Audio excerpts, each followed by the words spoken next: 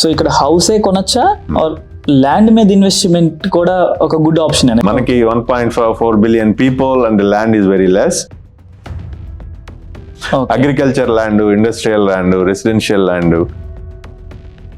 So ఇక్కడ హౌసే కొనొచ్చా are land మీద investment కూడా ఒక గుడ్ ఆప్షన్ అని? ఎందుకంటే ఇండియాలో అయితే సో ఎక్కువ మంది మన పెద్దవాళ్ళందరూ పొలం కొనాలి, డబ్బులు రాగానే ఫస్ట్ ఎవరికైనా ఉద్యోగం వచ్చి సేవింగ్స్ రాగానే అరే మన ఊర్లో ఒక 2 ఎకరాల పొలం కొనమంటారు. సో అలాగే ఇక్కడ ల్యాండ్ కొనడం కూడా ఒక టైప్ ఆఫ్ గుడ్ ఇన్వెస్ట్మెంట్ అయినా హౌస్ మార్కెట్ కొంచెం గుడ్ మార్కెట్ అంటే ల్యాండ్ కూడా కొనొచ్చా? ల్యాండ్ 100% కొనొచ్చండి, కానీ అక్కడ డైనమిక్స్ ఇక్కడ డైనమిక్స్ ఎంటైర్లీ డిఫరెంట్. మనకి 1.4 billion people and land is very less. So there the land value is entirely different. ఇక్కడ అమెరికాలో huge land and then the appreciation of the land is very less. That doesn't mean it again is a location, right?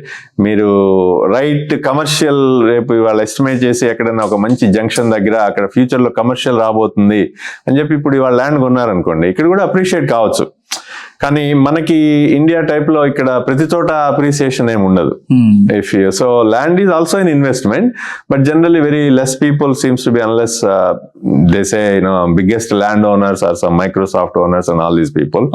So it's a business too, but I'm not very familiar how much it generates a returns. So common public, common people, majority of the time we don't try to talk about land, but definitely there are exclusive brokers who deal only with land ownership. Agriculture land, industrial land, residential land, there's definitely people do buy, but I'm not very sure about the appreciation and all that.